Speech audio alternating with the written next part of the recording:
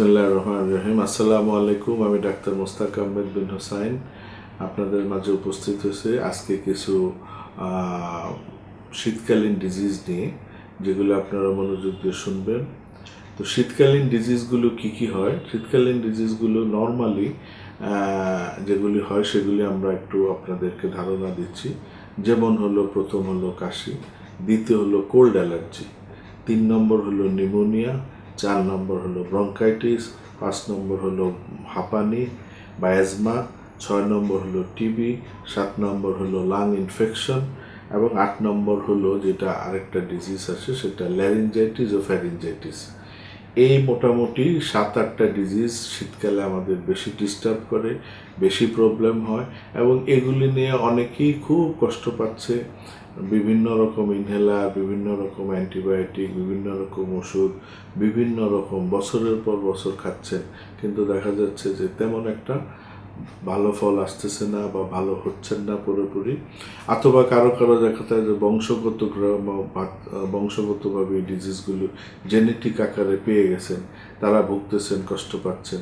বিশেষ করে শিশুরা, যারা যারা গ্রোয়িং আপ, যেমন ছোট ছোট বাচ্চা 2-3 বছরের বা আরও ছোট বাচ্চা, তাদের এই কাশিগুলো বা এই শীতকালীন এই রোগগুলো বেশি হয় এবং বেশি সাফার করে এবং তাদের সাথে সাথে বাপ মারাও সাফার করে, যার জন্য তাদেরকে দেখা যায় কথা কথা হসপিটালাইজ করতে হয়, নেবুলাইজ করতে হয়, এটা করতে হয়, সেটা করতে হয়, গ্যাস দিতে হয়, তারপরে অক্সিজেনের মধ্যে রাখতে হয়, এই ধরনের বিভিন্ন রকম সমস্যা। কিন্তু আমাদের হোমিওপ্যাথিতে, আপনারা জানেন কিনা জানি না, হোমিওপ্যাথিতে কিন্তু এই ধরনের রোগগুলির স্থায়ী এবং খুব সুন্দর সহজ চিকিৎসা আছে।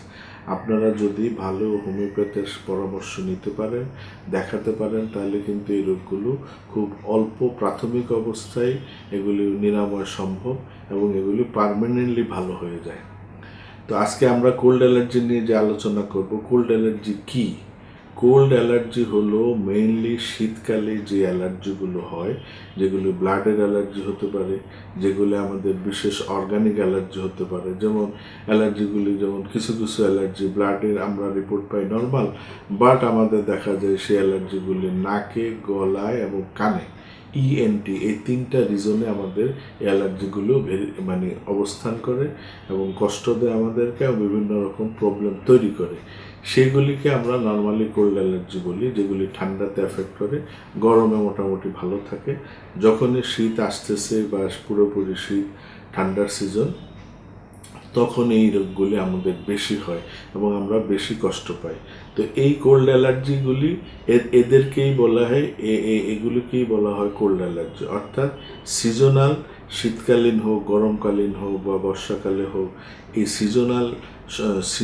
সিজনে যে রোগগুলি আপনাকে অ্যাটাক করবে ফ্লুর মতো, সেগুলি মেনলি আমরা সেটাকে আমরা কোল্ড অ্যালার্জি বলি, বিশেষ করে শীতকালে যেগুলো অ্যাটাক করে।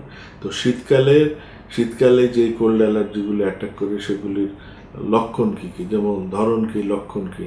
যেমন কোল্ড অ্যালার্জি নর্মালি বলতে আমরা নাক, কান, গলায় এফেক্টেড বা আমরা আক্রান্তকে বুঝি, এবং যাতে দেখা যায় যে যাদের আইজিই লেভেল, ব্লাডে আইজিই লেভেল নর্মাল থাকে, বাট দেখা যায় তার কাশি কমতেছে না, তার খুসখুসে কাশি থাকতেছে, তার গলা ব্যথা থাকতেছে, তার নাক বন্ধ থাকতেছে, তার হাঁচি হচ্ছে, তারপরে দেখা যায় এর সাথে সাথে তার বিভিন্ন রকম অন্যান্য উপসর্গ, যেমন কারো কারো বাচ্চাদের টনসিল হচ্ছে, অ্যাডিনয়েড হচ্ছে। তো এই ধরনের বিভিন্ন রকম শাখা প্রশাখা আসে কোল্ড অ্যালার্জি। তবে আপাতত আমরা যেগুলি প্রধান লক্ষণ, সেটা হলো খুসখুসে কাশি, জ্বর ভাব, নাকে সর্দি, নাক দিয়ে পানি পড়া, হাঁচি হওয়া, এইগুলিকে আমরা নর্মালি কোল্ড অ্যালার্জিগত ডিজিজ বলি।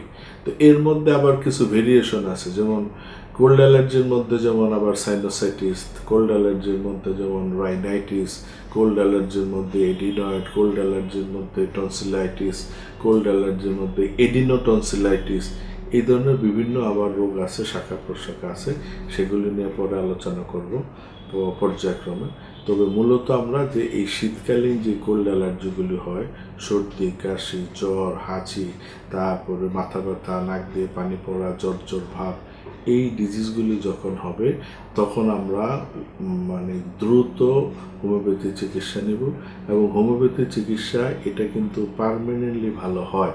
এবং যাদের দেখা যায় যে দীর্ঘদিন কোল্ড অ্যালার্জিতে ভুগতেছেন, সিজন আসলে আপনি অসুস্থ হচ্ছেন, সিজন শীতকাল আসা মানে আপনার জন্য একটা ভয়ঙ্কর ব্যাপার বা খুব বিপজ্জনক সমস্যা, তখন তাদের জন্য এই হোমিও ওষুধটা দ্রুত হোমিও চিকিৎসা নেওয়া উচিত, ভালো হোমিওপ্যাথি ডাক্তারের কাছে যাওয়া উচিত।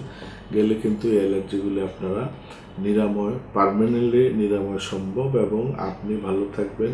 এবং দেখা যায় যে দেখা যায় নিজের অ্যালার্জি হচ্ছে, তারপর বাচ্চাদেরও, বিশেষ করে যেসব মায়েদের এসব অ্যালার্জি বা রোগে ভুগতেছেন তাদের বাচ্চারা, ছোটো ছোটো বাচ্চারা দেখা যায় এই ধরনের শীতকালীন কাশি, শ্বাসকষ্ট এগুলি হয়। তো এই ধরনের রোগগুলি আমাদেরকে হোমিওপ্যাথি চিকিৎসা নেওয়া উচিত।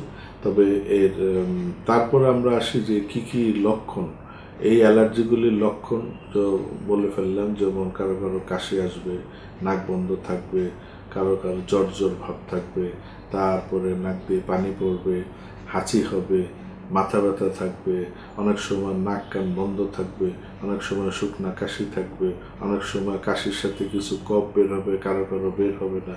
এই ধরনের লক্ষণগুলি যখন আমরা দেখব তখন বুঝবো যেটা কোল্ড অ্যালার্জিজনিত কাশি বা তার লক্ষণ। কারা বেশি এফেক্টেড হয়? নর্মালি বাচ্চারা, শিশু বাচ্চারা এবং বৃদ্ধ বয়সেরা লোকেরা এই সিজনে এই রোগগুলোতে বেশি আক্রান্ত হয়।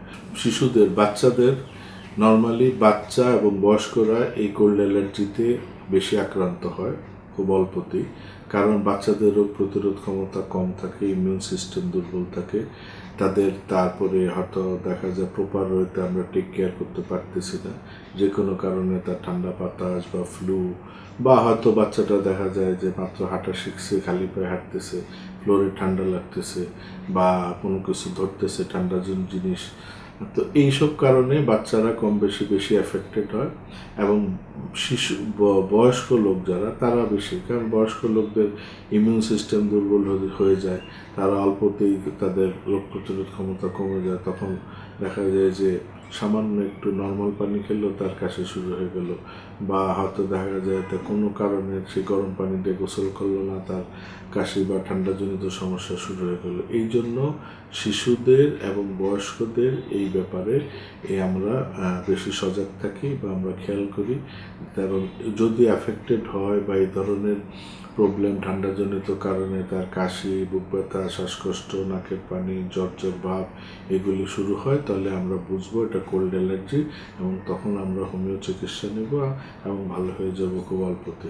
এবং একটা দেখা যায় যে বিশেষ করে বাচ্চাদের ক্ষেত্রে অ্যালোপ্যাথির অ্যান্টিবায়োটিক কোর্স বা ইনহেলার বা মুখে এই যে নেবুলাইজ করা, এগুলি খুব কষ্টকর এবং অনেক বাচ্চা নিতে পারে না।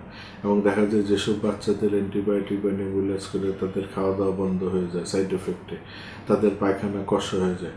এই জন্য তাদেরকে এবং বৃদ্ধদেরকে অন্তত হোমিওপ্যাথিক চিকিৎসা নেওয়া উচিত, যাতে তাদের অন্যান্য সব কিছু ঠিক থাকে এবং কাশিও ভালো হয়ে যায়, এবং রোগ থেকে শীতকালে বিপদমুক্ত থাকে। নট অনলি কাশি ভালো হওয়া বা এই ধরনের কমপ্লেনগুলি কমে যাওয়া, এই চিকিৎসা নিলে দেখা যায় পুরো শীতকালটা সে সুস্থ স্বাভাবিক থাকবে, সহজে তাকে ঠান্ডা আক্রমণ করতে পারবে না বা ঠান্ডাজনিত কোনো রোগ তাকে সহজে কাবু করতে পারবে না, সে সুস্থ থাকবে, স্বাভাবিক খাওয়া দাওয়া, তার গ্রোন আপের যে সময় যে জিনিসগুলি তার সব কিছু অব্যাহত থাকবে। সুতরাং আমরা এই কোল্ড অ্যালার্জিতে কারা বেশি এফেক্টেড আমরা পেলাম। তারপর এটার চিকিৎসা কী? চিকিৎসা হলো, এটার চিকিৎসা তো বললাম, যেমন অ্যালোপ্যাথি, হোমিওপ্যাথি। অ্যালোপ্যাথির মধ্যে আবার এটাকে গ্যাস দেওয়া, নেবুলাইজ করা, অক্সিজেন দেওয়া, তারপরে অনেক বয়স্ক লোকেরা দেখা যায় 2-3 রকমের নেবুলাইজ ইউজ করতে হয়, তাদের দেখা যায় ইনহেলার ইউজ করতে হয়। বাচ্চাদের ক্ষেত্রে 2-3 রকম নেবুলাইজ ইউজ করতে হয় এবং বিভিন্ন রকম ওষুধ, এবং কারো তো খুব হায়ার অ্যান্টিবায়োটিক দেওয়া লাগে। তো এই অ্যান্টিবায়োটিকের যে সাইড এফেক্ট, অ্যান্টিবায়োটিকের যে পার্শ্ব প্রতিক্রিয়া, তার থেকে মুক্ত থাকার জন্য এবং পার্মানেন্টলি ভালো হওয়ার জন্য হোমিওর কোনো বিকল্প নেই।